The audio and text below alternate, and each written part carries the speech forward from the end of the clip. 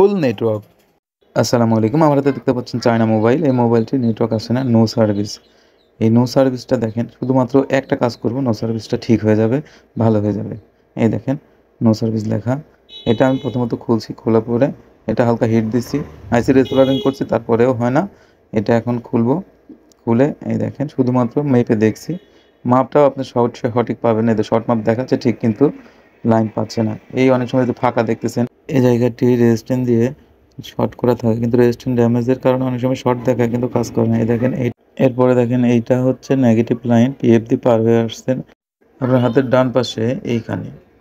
এরপরে হাতের বাম পাশে যে লাইনটা দেখতে পাচ্ছেন, এটি আইসির ভিতর থেকে আসছে পজিটিভ লাইন, এখান থেকে আমি টেনে দেবো। এখন শুধুমাত্র ডাইরেক্ট করিয়ে দেখেন, এখানে একটা লাগিয়ে দিলাম। এখানে ফিটিং করে দেখব কতটুকু কাজ হয় কি না হয়। আল্লাহর রহমতে দেখেন কাজ হয়ে গেছে। এই দেখেন নেটওয়ার্ক, ফুল নেটওয়ার্ক।